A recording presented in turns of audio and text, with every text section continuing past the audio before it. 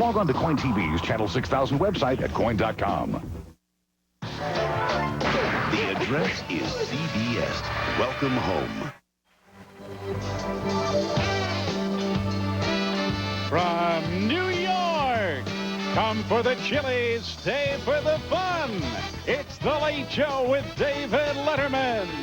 Tonight, Danny DeVito, manager of your world champion New York Yankees, Joe Torre, and comedian Eddie Brill, plus Paul Schaefer and the CBS Orchestra. And now, 170 pounds of joy, David Letterman.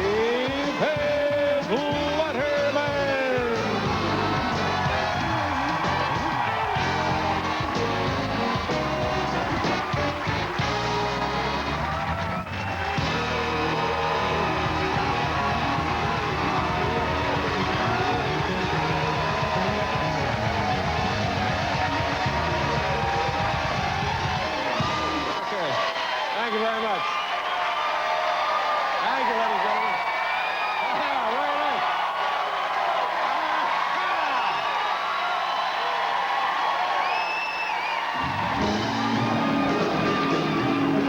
Thank you so much. Thank you, ladies and gentlemen. Good evening. Welcome to...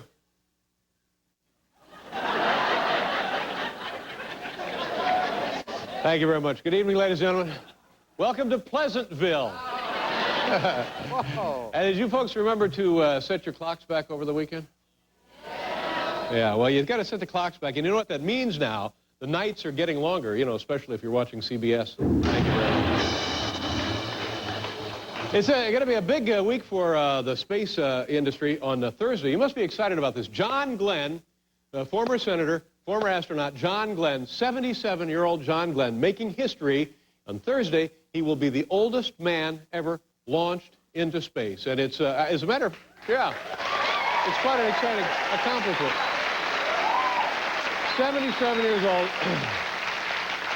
And I understand now from reading over the material from NASA, he's actually eligible for pre-boarding. Did you know that, Paul? I did not know that. Not aware. Yeah. He's, John Glenn, because he's the elder member of the crew, he'll be in charge of all of the experiments on board the space shuttle. And I think the first one they're going to do when they get into orbit involves, see what happens when you mix Tang and Viagra. Ow!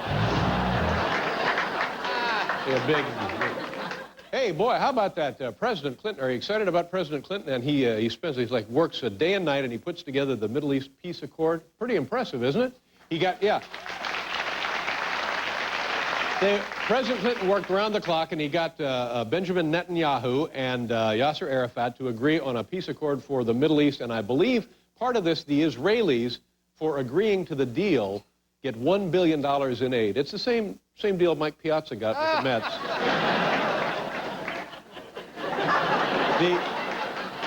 The other part of the agreement now, the Israelis have to stop constructing housing settlements. Well, you know, there goes Trump's Gaza Plaza. Huh?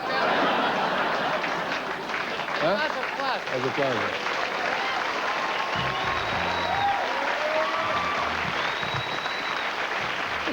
What was that? Huh? What was that? Stuff. I got stuff. I forgot to go through the metal detector, and there was some stuff, shrapnel, an old war wound. Well, Monica Lewinsky, bless her heart, is, I didn't know this.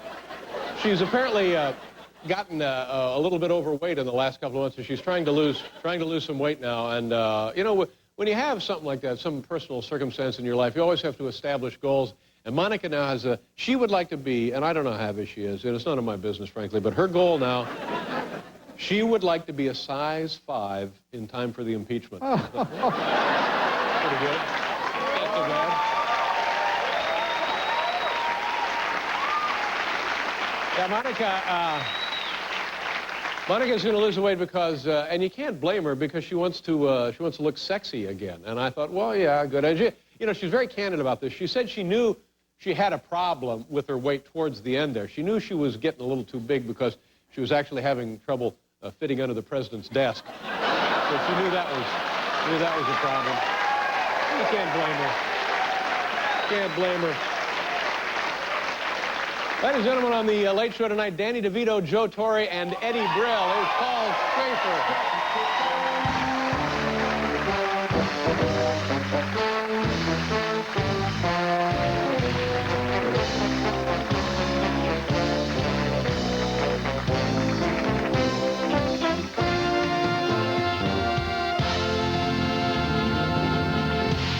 By the way, ladies and gentlemen, over the weekend we were supposed to announce spring forward or spring back. Spring ahead. Spring ahead, fall back. And so over the weekend we have to turn our clocks back 1 hour. Well, we just heard from Washington, and apparently it didn't work, so we're going to have to do it again.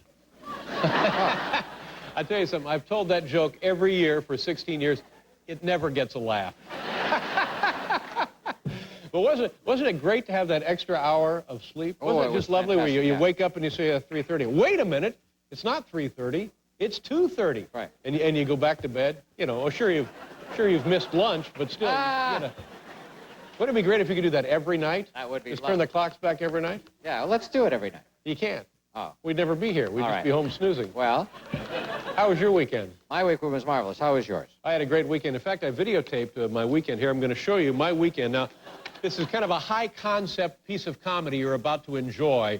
This is my weekend from my point of view. Here we go. Saturday, 10 a.m., I do my weekly marketing. There I am. Saturday, 10 a.m., doing my weekly marketing. I'm in the meat section there. Oh, look at that. London broiled.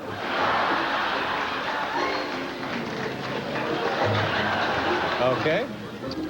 And Saturday at 11 a.m., I visit the neighborhood pet supply store.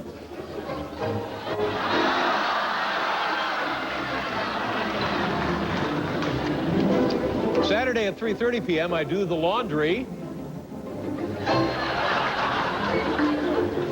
Saturday at 4:30 p.m., I do some work around the house. There you go. It's like that E.T., doesn't he? What's the matter with him? Does he really look like that? Is that what he really looks like? Saturday then at 8 p.m., I relax while bowling with some of my buddies.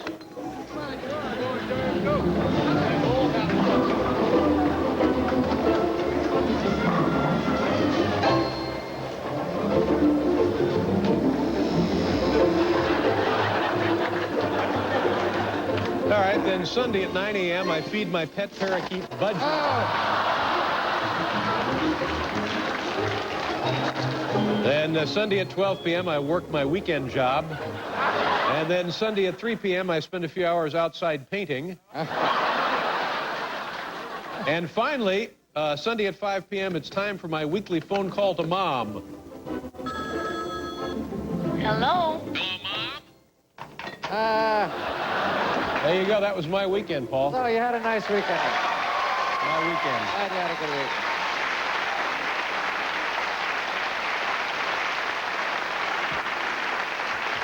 You have anything?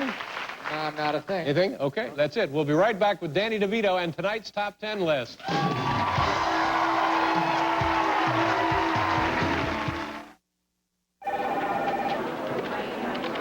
It was one of those moments in life you want to keep. My husband thought he was getting dinner. My daughter, a new friend.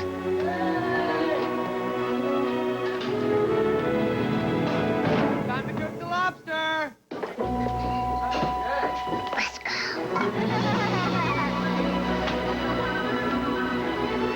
But when the moment came, I didn't have to worry about the light being low or them turning out blurry because they were moving. With Kodak Max, I knew I'd get my picture. Low light, sunlight, action, or still, Kodak Max is all you need to know about film. Introducing the Braun Oral-B 3D Plaque Remover. Its unique 3D brushing action loosens plaque, then sweeps it away, cleaning deeper and better than an ordinary toothbrush. Welcome to the third dimension.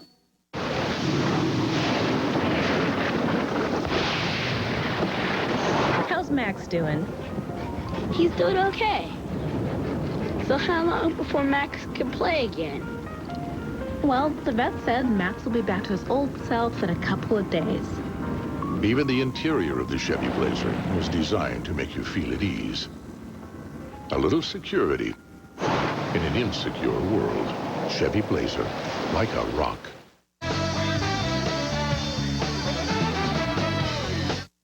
You know, everyone is talking about schools, but who's in a position to do something about them? Our kids only go through school once. We must create the very best possible atmosphere for their learning.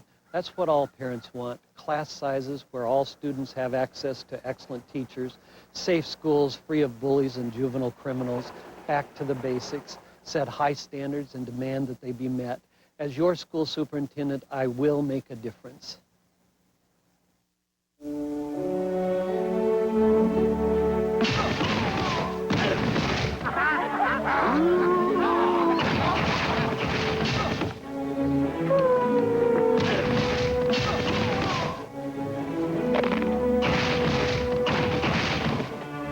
I'll be playing with your mama tonight. Adam Sandler. The Water Boy. Rated PG-13. Starts Friday, November 6th.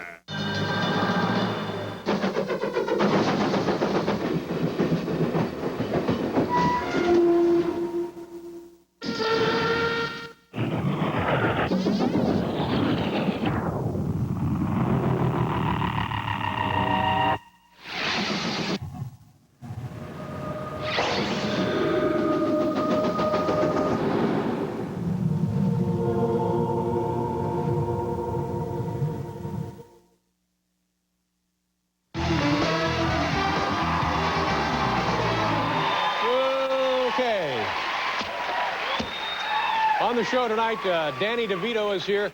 Joe Torre, the manager of your 1998 World Championship in New York Yankees. And Eddie Brill, very funny comedian Eddie Brill. It's time for the top 10. Is that what we're doing now? Yes, it is. Okay. Yes. And now, ladies and gentlemen, bring out the top 10. Here are these guys. Bring it out. These guys will bring it out for us.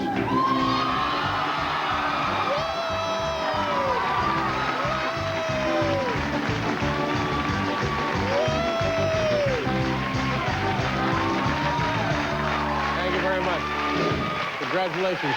Good gig.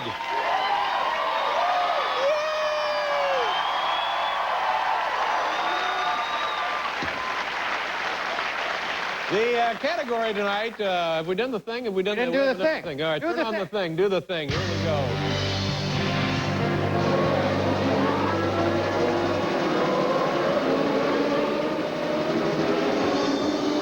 Top 10 signs your campaign is too dirty. You know, it's the election. They're having the big election just in a couple of weeks. Yeah. Top 10 signs you're running a dirty campaign. And you hate to see that. I think, by the way, that's what gives American politics a black eye, don't you, agree. Paul? Yeah. Dirty campaigning tactics. Well, the category tonight couldn't be more timely. Top 10 signs your campaign is too dirty. Here we go, number 10. During a debate, you ask for an extra 30 seconds to respond to your opponent's hairpiece. Much there you better, go. yeah. Number 9. You hire a dozen children to run up to your opponent shouting, "Daddy, Daddy." Number 8. The only thing liberal about you is your use of the F word.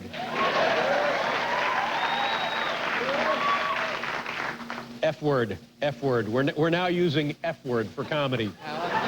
It's a grand moment in my life. We use it as little as possible. Yeah. Number 7, ghost of Richard Nixon appears, tells you to tone it down. Number 6, you plant your opponent's DNA on Richard Simmons' shorts. Number 5. Number 5, your campaign manager, the mouth of the South, Jimmy Hart. Number 4, even Kenneth Starr says, cut the guy a break. Number 3, your slogan, I'm the only candidate who doesn't intend to kill your family. Number 2, your V for victory sign involves 2 extended middle fingers. And the number 1 sign your campaign is too dirty, you are Al D'Amato.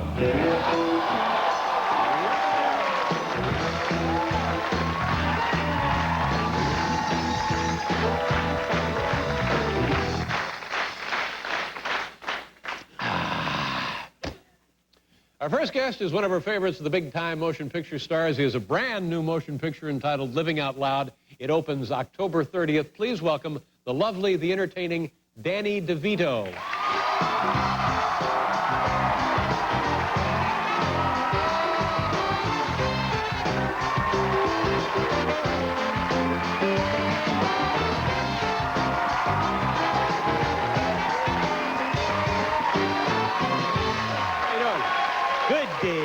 back to the show.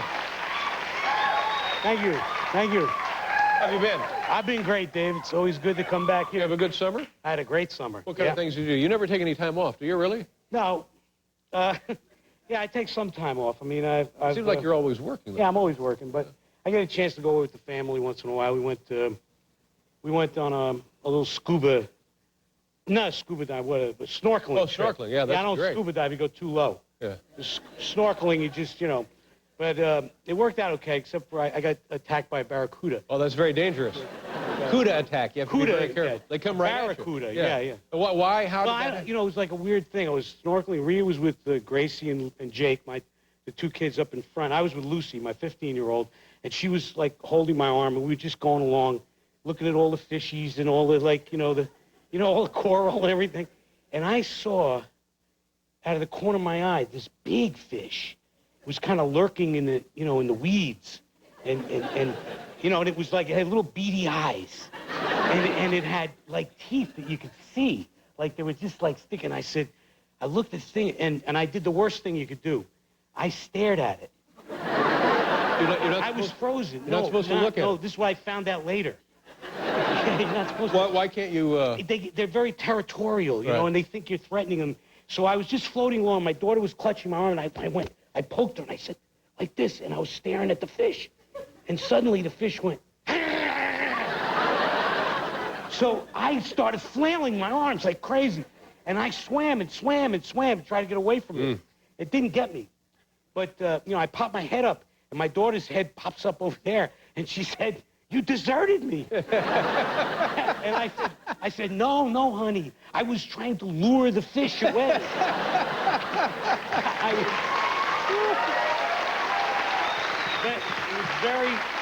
It was very, very, it's like you really feel like you're out of your element. Yeah. It's Oh, a absolutely. different neighborhood. Yeah. You're there. It's their neighborhood. And how big a fish? It was, I tell you, I was in such a panic that I couldn't tell whether it was this big or, it was kind of long and just parked, just looking at me.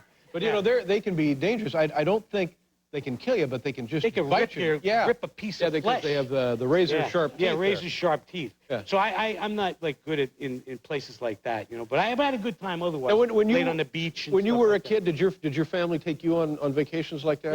No. Yeah. We didn't go on vacation much. We stayed on the block. Because it was like the threat of barracuda. The thing about it is where I come from Jersey, and we lived in Asbury down the shore. It was very nice. You all can clap too. Jersey's a very nice place. And so, the thing about the families, you had your bike and you rode.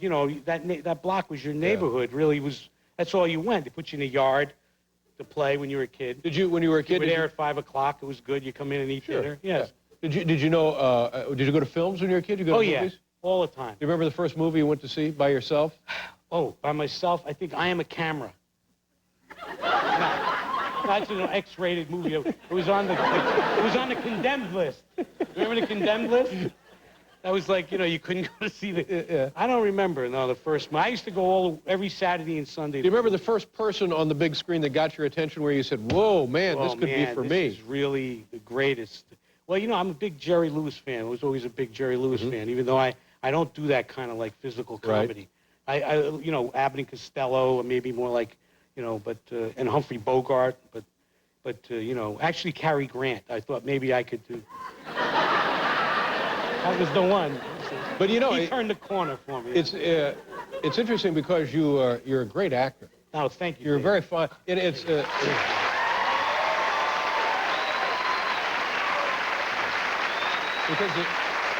whenever I see you in a movie, there's two things. You're a very nice man. You're very appealing. People, I think, are drawn to you. But you do it so easily. It is like, well, wow, is he really? He's like, oh, he's acting. But you don't know you're acting because it comes so easily to you. It seems like they got a real guy to put him in that story. But no, he's acting. Thank you. It's a nice thing. And in this movie, like Cary Grant, you are sort of the leading man. Yeah, in Living Out Loud. Yeah, let's talk about this movie a little bit. Because it's really interesting to me. It's a nice, interesting, not your run-of-the-mill story. No, it's not. It's a story about Holly Hunter, who is brilliant in the movie. She plays a woman who's recently divorced. She lives in the Upper East Side. I play an elevator operator in her building. And I'm going through she's going through a really tragic crisis time in her life, and I'm going through a really difficult time. And, you know, it's about people raging against their loneliness, the movie. And they kind of come together. It's not a conventional ending. It's not like a Hollywood kind of thing where, you know, we all go off in the sunset. But it's really well done. Richard LaGravenese, who wrote it and directed it, it's his first film as a director, although he wrote Bridges of Madison County, The Horse Whisperers, Beloved, and, you know, Fisher King was his movie. And he's very, very, very talented. It's a comedy as well, but it's also funny. It's a little sad. Right. It's introspective. It makes it's you very think about, real. Like you think, oh, geez, gosh, I have a miserable life. When you look at, you know, you feel some sort of empathy for Holly Hunter. Empathy. And she is like really terrific. And Queen Latifah's in it, and she's wonderful. Anyway, the movie's it makes you really feel good, and it comes, you know, it gives you that. Yeah, it's a nice movie. There's no car chases. No. There's no Martians coming down with lasers exploding, bombing the White House. No, we haven't done that in the movie. No. There's nobody rolling a hand grenade into a men's room. We cut that scene out. It's gone. That's gone. That's gone. It's a nice, interesting, smart, well-written, lovely acting piece of human nature is what it is. Thank you, Dave. Yeah, how about that? I like this guy. All right. We'll be right back. Oh, and you want to sing? Oh, he's going to sing. Come on back. He's going to sing. What? You're going to sing. Come on back.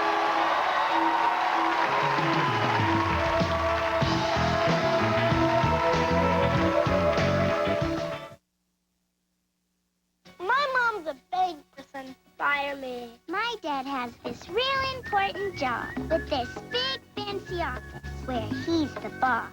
He always eats lunch at these big fancy restaurants. And after he's done saving the world, we go home and play. I'd give him a 10. I drew a picture of you. The 1999 Camry. Even heroes need a car. I'm freezing. Try thinking about something hot.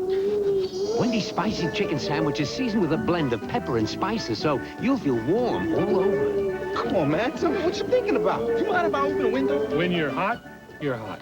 Buy a set of 4 selected Goodyear tires before November 28th and get a $50 or $100 U.S. savings bond. For the retailer nearest you, call 1-800-GOODYEAR. There is freedom.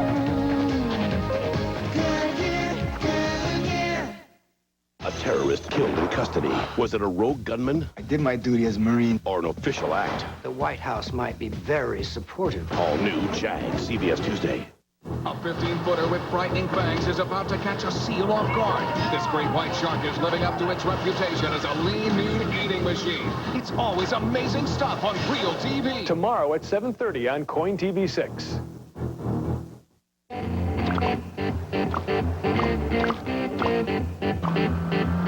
Need brakes? Come to Midas for a break on brakes. $69.95 after rebate. Yeah, $69.95 for a limited time only. You better hurry, because the problem only gets worse.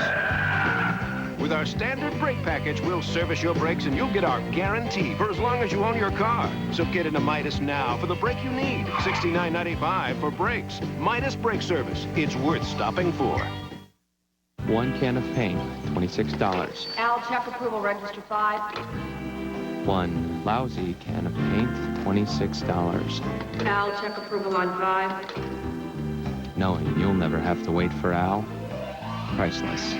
Debit MasterCard withdraws right from your checking account without the hassle of checks. There are some things money can't buy. For everything else, there's Debit MasterCard. Al. Get all the benefits of Debit MasterCard with the Key Money Master Money Card.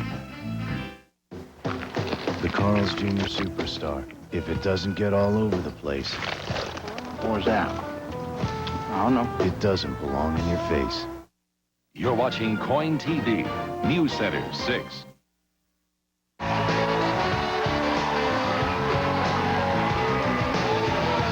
Joe Torre, Eddie Brill, a very nice young man, a funny stand-up comedian.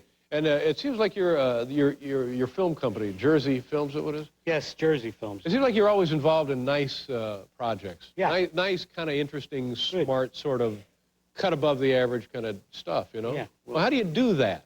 Well, well, I have wonderful people that I work with, Stacy Scher and Michael Schamberg.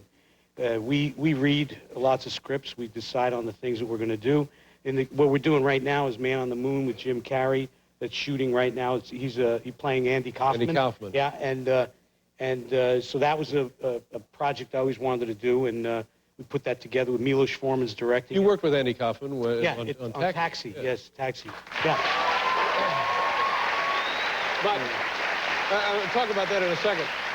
But as you know, I don't know how many movies are made in California or in the United States, North America a year. Like 300 a year, 400 a year. Yeah. And many of them are just god-awful. You know, a lot of them are just holy crap, I got to sit through this. So I'm wondering, you being a very smart man and a fine actor and a producer, how is it that you're able to succeed doing things that are so far removed from the norm? You know what I mean? What we usually do is we try to find projects that come from inside of us, like things that we really care about. We don't usually look outside and see what's the flavor of the day or what's going on or who's making what kinds of movies. We usually take the material one piece at a time and evaluate it and see how it touches us. And that's the way we did with Living Out Loud and the passion that's behind that, Richard Gravenese's passion, and also the Man on the Moon. I mean, that's a labor of love for us. We cared about Andy. We thought his story would be great to tell. What was it you found appealing about Andy Kaufman when you worked with him and now when you look back on his life? I always thought Andy was a conceptual artist. I mean, he was really a performance artist. He involved everybody in his work. All the comedy that he did was our comedy. It was you were part of the gag, whatever it was. Nothing was ever what it seemed, whether it was a TV talk show appearance or, you know, a dinner with him or just working on Taxi. And then he had this god-awful alter ego of Tony Clifton, who was the biggest jerk you ever met in your life. I mean, Tony Clifton is the biggest bore. I mean, I'm sure you'll watch the show, and I will be tortured for saying this. But you know who that is? Andy Kaufman plays Tony Clifton. But he won't admit that he's Tony Clifton. You see, that's the thing. A lot of guys in comedy, men and women in comedy, bring a unique perspective to comedy. Andy brought his own reality to comedy, and like you say, everybody was part of it. But when he used to be on our old show, to me, that was the best guest we ever had. Yeah, Anytime Andy Kaufman was on, because you knew it was going to be something really interesting, something bizarre, but also you knew that it would be handled very professionally. Yes. You never had to worry about Andy, because even if you didn't know exactly what he was up to, you knew that he wouldn't lead you too far into the woods. No, he was always going to pay it off. It was always that way. And Jim Carrey is Andy Kaufman. Jim Carrey is like, the guy who's doing the greatest work of his life. I predict that he'll be nominated and win an Oscar for this movie. Is that right? Man on the Moon. Yeah, absolutely. He's really brilliant. He's really in the character, immersed in the character. I mean, it's a joy to work with him. Andy, when he comes as Andy, see, Jim has only come to the set maybe 2 or 3 times. We've been shooting 14 weeks. He comes as Andy, or he comes as Tony Clifton. Really, and there's no breaking character. That's the way Andy was. And Tony and Jim, I can't even say the names right. Jim comes to work as Andy, and he's the sweetest, kindest, gentlest person. And he comes as Tony, and he is the biggest ass ever wanted to be. It's just amazing. You know, I mean, just amazing. And he's very jealous of me. Tony Clifton. Andy loves me. It's a little confusing, isn't it? Tony is very jealous of me. He's mad because I have a bigger trailer than he does. Yeah. He's very upset. Now, anyway, I want to get back to the movie we were talking about earlier. Living Out Loud. Living Out Loud. In the film, you're like singing. I'm singing. What is the name of the song that you sing? You Can't Take That Away From Me. Oh, yeah, that's great. Paul, do you guys know a little of that? You can fake a little bit if he wants. What do you think? Now, wait a minute. What do you think? Come on. Well, I usually sing in the shower. Yeah. That's it. But I'll sing. All right. Where's the microphone? Should be one right over there. Right in there. Oh, it just happens to be on the chair.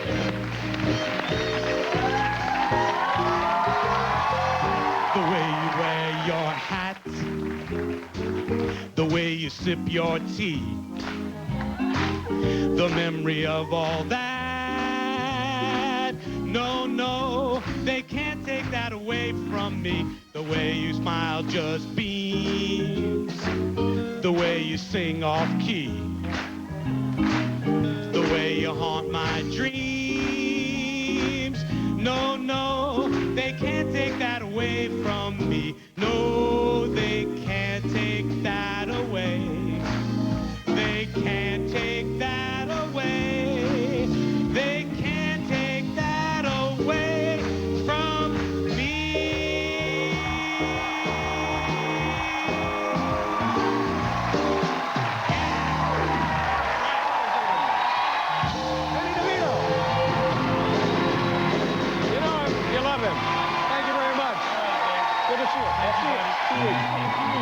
We'll be right back with Joe Torre.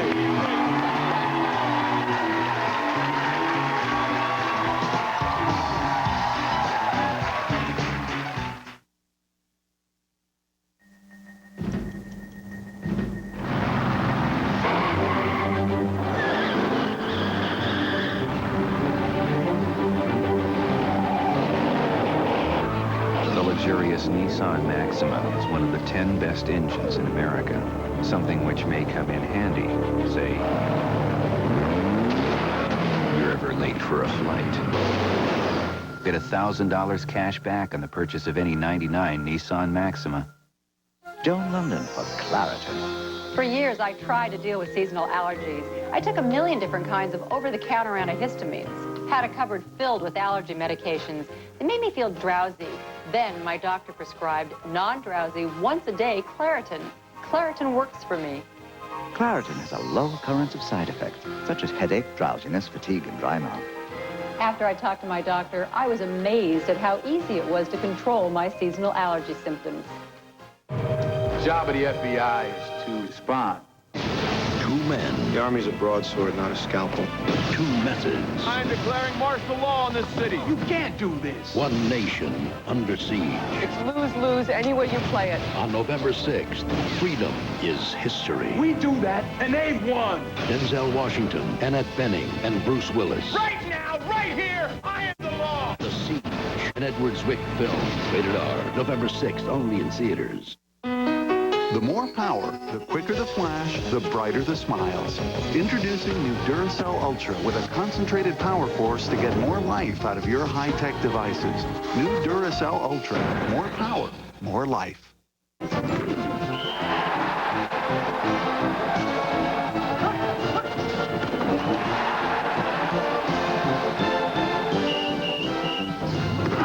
When you have it your way, it just tastes better. 2 young lives in jeopardy. If this virus starts spreading, there'll be no way to stop it. One woman fights to save her children. Another, the world. We're out of options here. Carriers, CBS Tuesday. Beck. I'll see you. Hi, man. Me too. Me too. Ah, the credit card game. We've all played it. I'll go 5.9%. That an intro rate? Yeah. First, you get a great introductory rate, but then it goes up. So you'll raise us to 17.9% in 6 months? Yeah. But now, if you have good credit, you can win the credit card game. Let's make it interesting. I'm out. I'm out. Too rich for my blood. I'll call. With the 9.9% fixed rate Visa Platinum card from Capital One. That's a great hand. It's not an introductory rate, and with no annual fee, all the perks of Platinum and a low fixed rate, you may never have to switch cards again. Act now. Call 1-800-CAPITAL and start saving hundreds, even thousands of dollars a year. Call 1-800-CAPITAL. Apply today for the 9.9% fixed rate Visa Platinum from Capital One. In the credit card game, it's the winning card. It looks like a perfect day. And it just keeps getting better and better. With a hot, tasty breakfast served fast and fresh. And that's just what you'd expect from the place more folks go for breakfast. Right now at McDonald's, a fresh, hot sausage McMuffin with egg is just 99 cents. Sizzling sausage, toasted English muffin, very pretty. And it didn't spend 30 minutes in front of the mirror. The 99-cent sausage McMuffin with egg. Did somebody say McDonald's?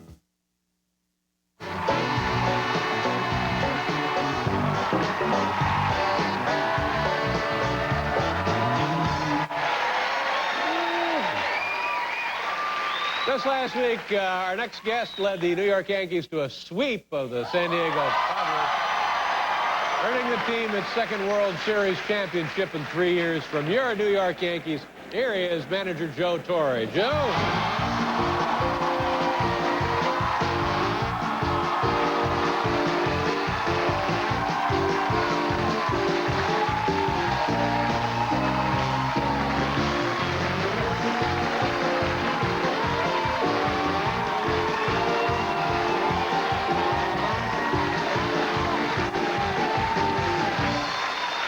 What is this? What do you got there? 2 years ago.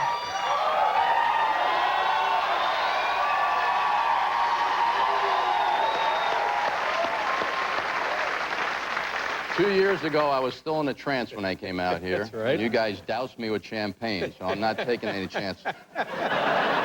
So you brought your overcoat in case there's champagne Just tonight. in case some of the players that won't be here... Come on out, boys! Just in case some of the players that won't be here next year are here. How you doing? I'm great. You're on top of the world, aren't you? It's terrific. Twice in 3 years. How many years you been in baseball now?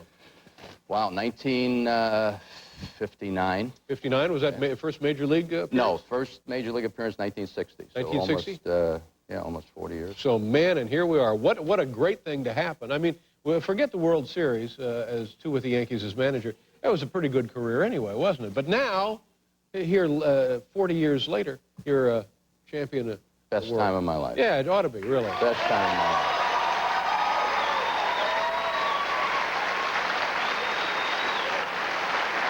Now, who put this team together? Now, everybody's talking about, oh, this is maybe the best team ever, 125 wins or whatever, maybe the best team ever. Who put the personnel of this team together? Was it you? Was it? We know it wasn't Fat Boy. Oh, how bad is that? No.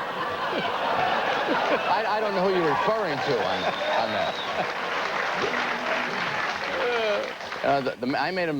I made a statement a couple of years ago. I said, whatever ball club you give me, I manage. Right. And this ball club was put together. You know, they ask my advice every once in a while.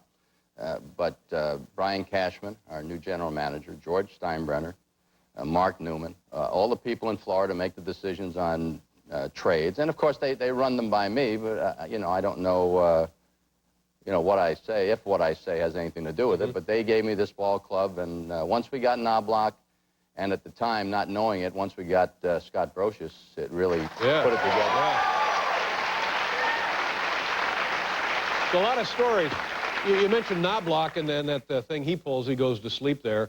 And people are coming out of the dugout running the bases while he's arguing. Now, I know what that was. I know exactly what that was. He makes a mistake, and he's embarrassed by it. So rather than do what he needs to do, he tries to, you know, attack the umpire, thinking, oh, maybe I can undo this mistake. It's a very human thing to do. Well, the thing is, when you get caught in the stress of postseason play, he just assumed, I think, that the umpire was going to call the player out. And when he didn't do it, he sort of blacked out. And all of a sudden, the ball's laying there, and we're screaming for the dugout, and we don't know, obviously, they can't hear us. And you watch these guys running around the bases, and the player who winds up scoring almost trips halfway to home, and we still don't get him. But am I glad we got into the World Series? It got Chuck off the hook. Yeah, and, he was able to throw it. Now, in a situation like that, do the next day or that night, do you talk to the ball player involved or not? He obviously knew he did something wrong, and we had an off day the next day. I tried to call off the workout in Cleveland, but the players wanted to go. And probably the best decision that Knobloch made was showing up at that voluntary workout and facing the press and saying he screwed it up. You know, here I am, take your shots at me. And probably the best thing our ball club did was rally around him. And the best thing I did was write his name in the lineup. I mean, when somebody obviously does something wrong, you don't have to go and beat him over the head with it. Did you get a call from Steinbrenner when that happened? No, I did not. In fact, he was on the plane with us. And then, I'll tell you, when bad things happen like that, George, believe it or not, is very concerned for the player. I know he doesn't have that reputation, but that particular night, he really felt bad for Knobloch and said, he'll be all right, he'll be all right. None of us knew if he'd be all right because of the emotional stress and strain. Yeah, and if anybody is going to buckle under that kind of pressure in the postseason, Yankee Stadium, my God, that's the place it's going to happen, isn't it? Well, they booed him tonight, but I have to give the Yankees fans a lot of credit. When we were introduced in Cleveland, and they gave him a standing ovation, Knobloch, which was an embarrassment. And I was standing next to him on the line. Pretty I good, said, though, don't you think? Why don't you tip your hat? Oh, that's great. And you don't want to hear what he told me. Yeah. But then coming home and the fans being all for him, I think that got over everything. But that's a great move if he can pull it off. They're giving him the standing ovation in Cleveland, and he tips his hat. That would have been just terrific. Yeah, he didn't think it was funny, though. So that's what a manager does. Oh, yeah.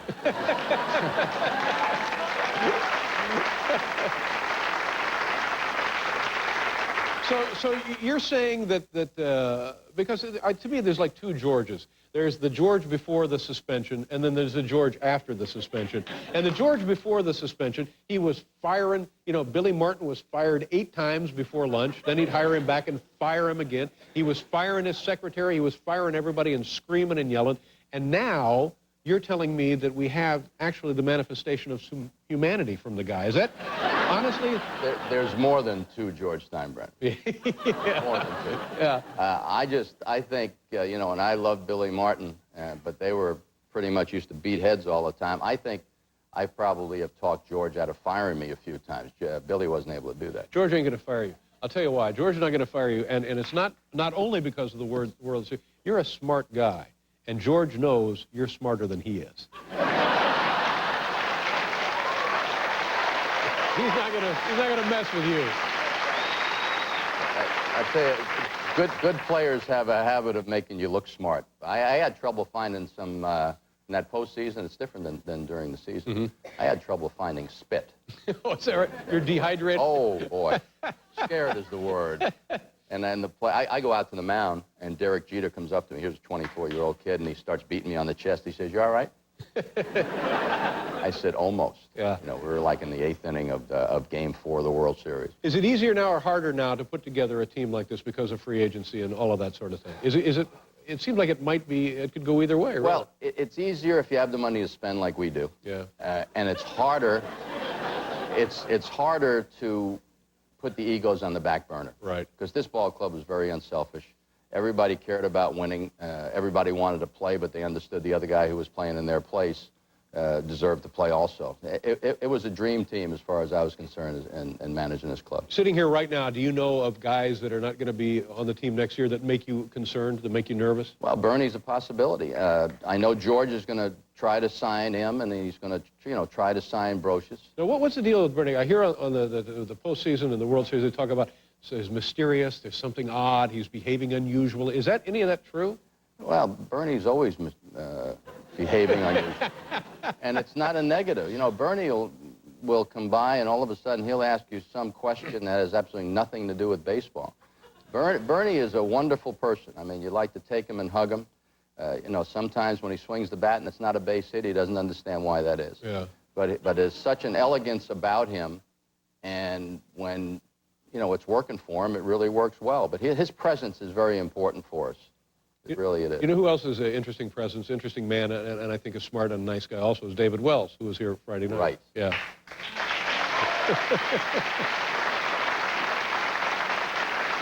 What's the matter? Well, Boomer and I had gone at it about head-to-head a few times. We had a meeting in May, shortly before his perfect game. I had nothing to do with the perfect game. But we had to give and take a little bit. And the one thing I had to give on was that music that he likes to play before the game. I mean, I don't know what it is. Someone asked me what music was it. I just know it's loud. Probably show music, right? Show tunes? Possible. Annie, get your gun or something. And Game 4 of the World Series, I'm sitting in my office, which is about as big as these 2 chairs put together in San Diego, and I hear this music playing. And I said, wait a minute, Boomer's not pitching today. He's supposed to pitch tomorrow. And I go out there and I start turning the volume down on this boom box in the middle of the room, and Boomer says, wait a minute, we did this yesterday. All these guys like this music. I said, right. And I looked over and I see Jeff Nelson. I said, do you like this? And he went. And I asked Paul O'Neill, and he went like this. So as I was turning the volume back up, I realized I had lost the control of this club to David Wells.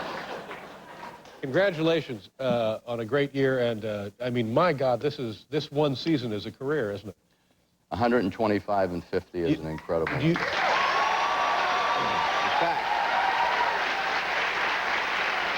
Oh, for me? For you. God bless you.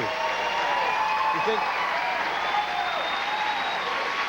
Do you expect Darryl Strawberry to play next year? I hope Darryl can play. The doctor's reports are very upbeat, and we just look for him. Right now, he's on his way back to Palm Springs, or will be shortly, and hopefully he gets through this thing like Eric Davis did, and then, you know, and then we can see. I hope so. I hope so for him, for you, for everybody. Thank you very much for being here, Joe. Nice job. Enjoy the off season. Joe Torre. We'll be right back with Eddie Brill.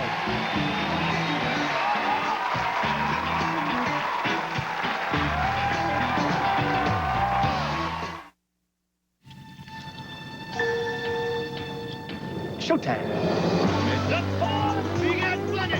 Ready for the money.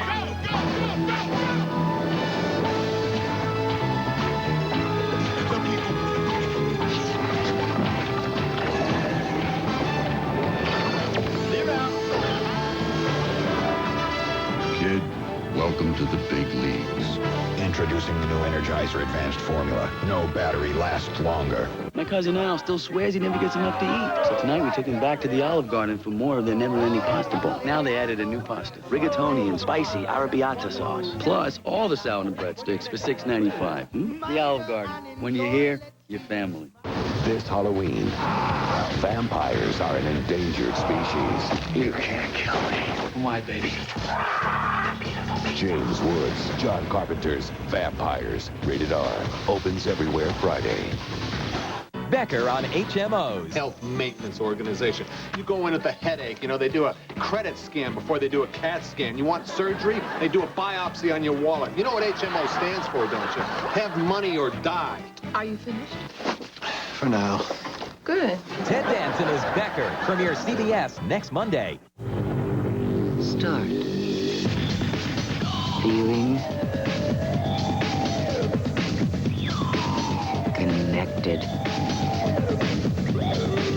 Stop feeling everything. Start feeling the road. Introducing Alero, featuring the active response system. Alero by Oldsmobile. Start something. Your toothbrush can clean the surfaces of teeth, but may not get to the spaces between. Listerine can. Listerine flows into the tiny spaces between teeth to kill germs and help prevent the gum disease, gingivitis. Get in there and fight with Listerine. Most head lice treatments will kill lice and eggs, but only Nix with permethrin continues to protect your child against reinfestation for 14 days. Nix kills lice and keeps them from coming back. Nix 'em. Wednesday, it's a Hope homecoming in the 100th episode. Hi. Old friends reunite and lovers reignite. Ally McBeal, Peter McNichol. But you're dead. Well, yes and no. Dharma and Greg's Thomas Gibson and Mandy Patinkin. You didn't think I missed this, did you? Chicago Hope, CBS Wednesday. On The Late Late Show tonight, we're back live with ABC's Joan London and Las Vegas's Steve Wynn coming up on The Late Late Show on CBS.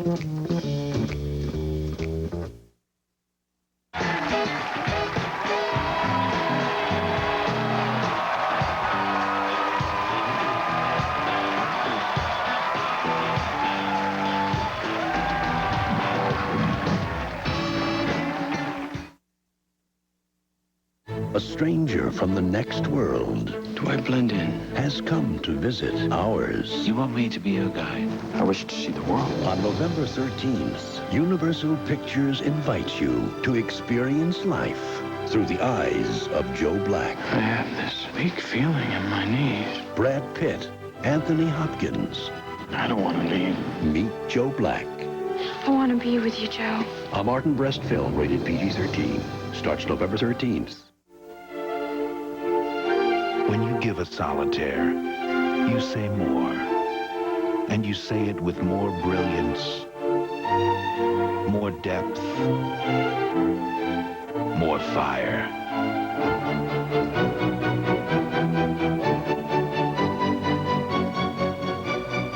The Diamond Solitaire. A diamond is forever. De Beers. Because of our passion for design and engineering, our vehicles speak for themselves. And recently, others have had some great things to say about our quality, too. Sebring Convertible, Total Quality Award. Town & Country, Total Quality Award. Cirrus, Best in Class and Initial Quality by J.D. Power & Associates. Concorde, Best in Class and Initial Quality by J.D. Power & Associates.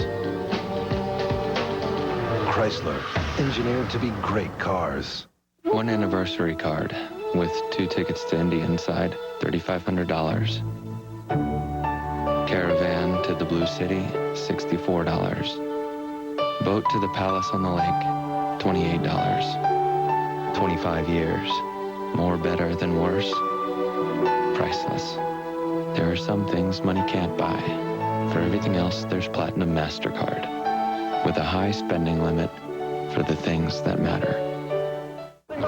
Losers. From now on, you do things one way. That's my way. You will not think, sleep, eat. You will not... What? There's a Burger King over there. Do we have to eat our burgers your way? No. No, son, it's Burger King. You know. Hold the pickles, hold the lettuce, special orders, don't I like extra tomatoes. Did I tell you to think?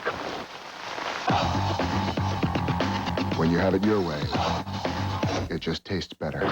Wednesday, can Fran save her stepdaughter from heartbreak? You're falling in love with an image? Nobody looks like that in real life. The Nanny. Except the guy you're living with. An all-new episode. Then, Maggie tries babysitting. Isn't this going to be great? Big mistake. Hey! It's the kids versus Maggie Witters. Mommy! A brand new episode, CBS Wednesday.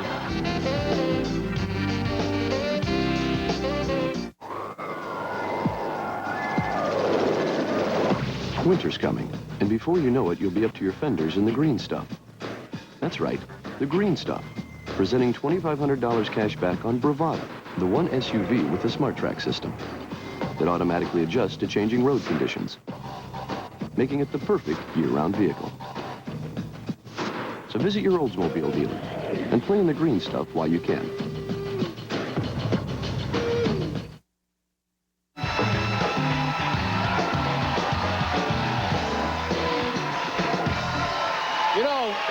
Sometimes at the end of a long day, especially a day like this is a Monday, the first week back, we've had to change the clocks. Everybody's wacky. Your internal clock has not caught up to the real clock. You know what I'm saying? Yes, I do. Your circadian rhythms are completely out of whack. And you're just groggy. You're just laying around the house groggy. What you need at the end of a long day like that is somebody who's really funny, who can come out here and really, really make you laugh. Well, guess what, kids? We got just the guy. All right. Yeah. Our next guest is a talented comedian, a good friend of ours. This weekend, he'll be performing at Catch a Rising Star in Princeton, New Jersey. Please welcome the very funny Eddie Brill. Eddie.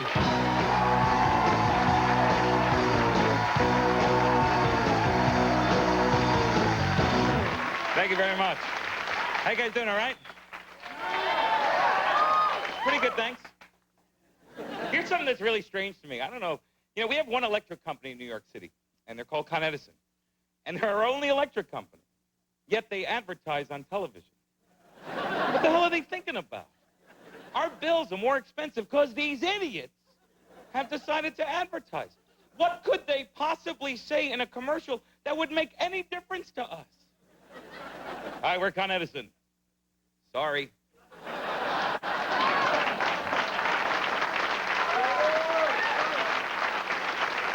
The post office advertises stamps on television. Stamps! They have commercials that actually go, buy U.S. postage stamps. All right, now maybe it's just me.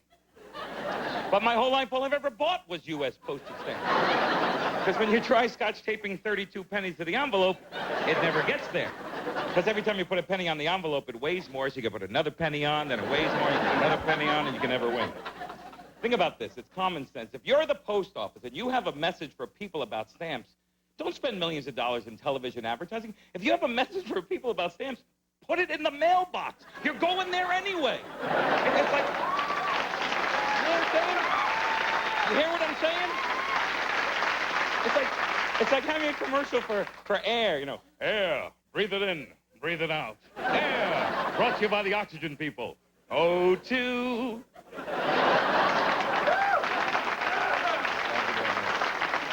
You know who has the easiest job in show business? The weather people on the news.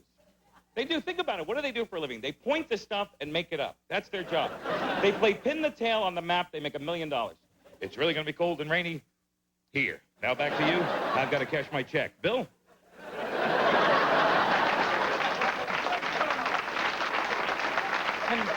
And they love their barometric pressure, like they think we know what it is or care. Every night, every broadcast, this useless information. Barometric pressure is at 29.97 inches and rising. Let's party! You know, what do we do? It's always around 30. Why are they bringing it up? There's not one person in this whole room who's ever talked about barometric pressure. You ever find yourself, hey, honey, did you hear about the barometric pressure? I'm not going out. It's rising. You kidding me? I'm not going to wear my new jacket in the pressure. It's 29. I don't go out till it's 28 or lower. Screw that. I'm not going out in the pressure. Are you kidding? The pressure. And you know why they have barometric pressure? Because they're wrong 75% of the time. You know why they hired the wrong people to do the weather? If I was in charge of the weather and I wanted to get it right, you hire people with arthritis to do the weather because they know in advance when it's going to rain.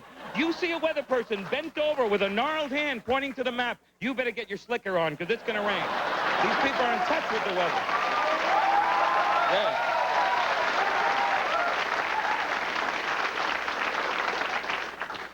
You know, here's something crazy. I talk in my sleep. And you know how I know? Because I hear myself talk in my sleep. Because sometimes you talk really loud in your own dream and you wake yourself up. And then you hear the next line of your dream as you're waking up, and it never makes sense. I'll never forget this. I was sleeping on my couch one day, and I woke up, I'm like, and then I said I then. What the hell was I dreaming about? And then I said I then? Maybe I was dreaming I was king of the prepositions or something, you know. And then I said I then, he said, and then he said some more, and then, or maybe I was dreaming I was Neil Diamond. Thank you. You're so lovely, and you're clapping at everything. You know, I have a lot of crazy dreams. I do. I had a dream I was in a movie. I had a dream with Gene Hackman. I tried to get Robert De Niro, but he wanted too much money. But I got a 3-dream deal with Hackman. I got like 2 afternoon naps and a nightmare. So I got stuff coming up I'm really looking forward to. I also had a dream that joke got a bigger laugh at the end, but... No.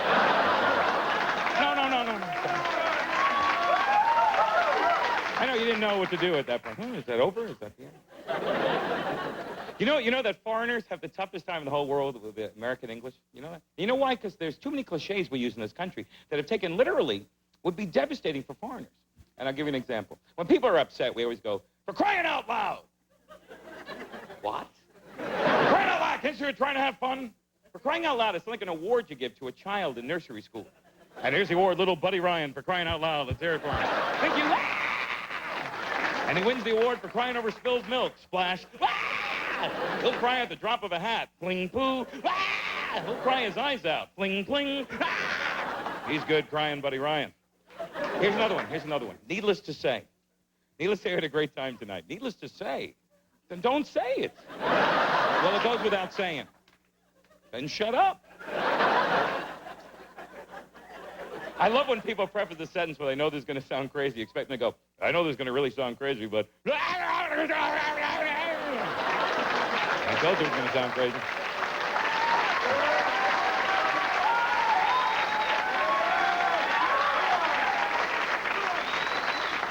I'll tell you, one of the craziest one, a friend of mine actually said this. She goes, I don't know how you comedians do your job. I couldn't tell a joke to save my life. Like that would ever come up. You're like, tell me a joke. I'm 2 guys, what, but bang, heard it. Anyway, thank you very much.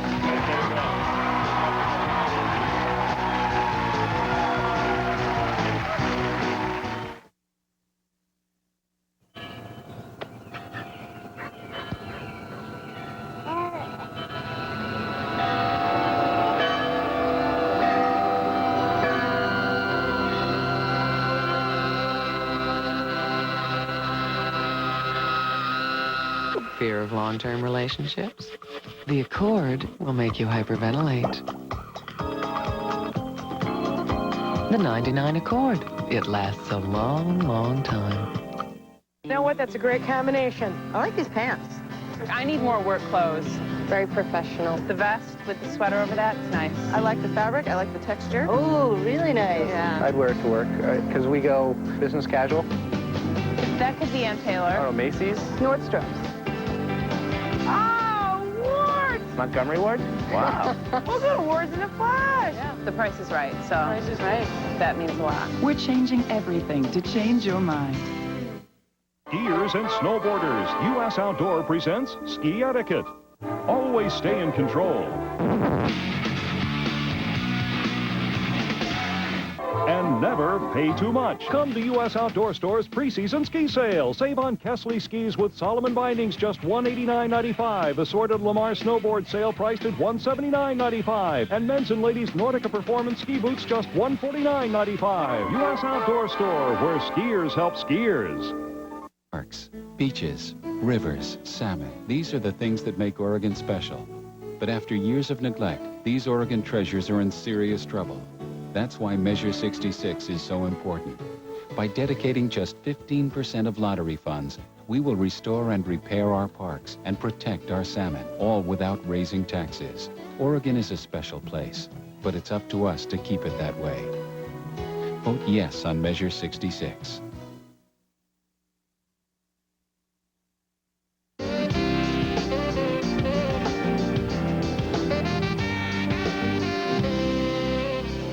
Hello. By the way, if you want to go see Eddie in person next week, Princeton, New Jersey. Did I get that right? Oh, this weekend. That's right. Catch a Rising Star. My thanks to Joe Torre and Danny DeVito. Tomorrow, ladies and gentlemen, Martin Short, Eddie Izzard, and Fish. Have a lovely evening. Good night, everybody.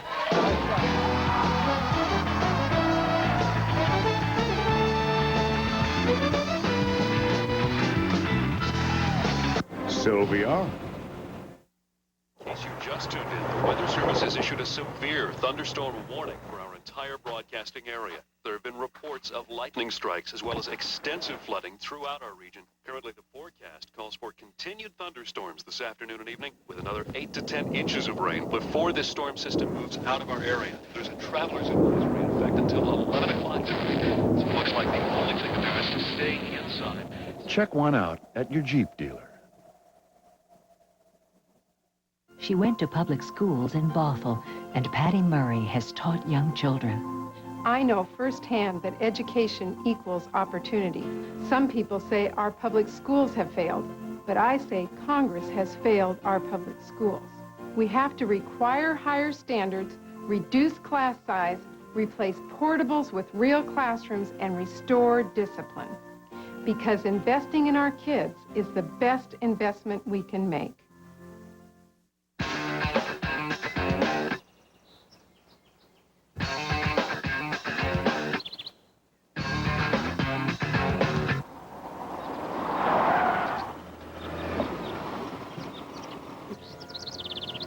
Excuse me, is that a Bob Lamphere blue V-neck sweater you're wearing? Why, yes. It is a Bob Lamphere blue V-neck sweater I'm wearing. Thank you.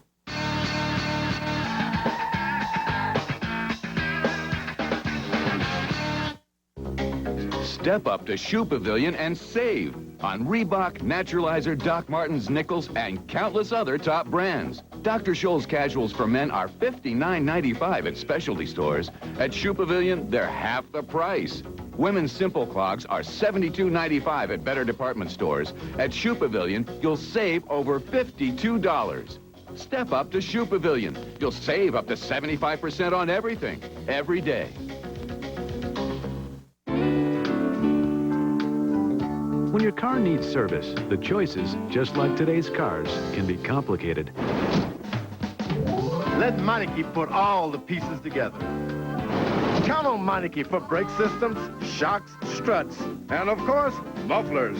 Because they're specialists, you always pay that great, low Meineke price. At Meineke, you won't pay a lot, but you'll get a lot. I guarantee it.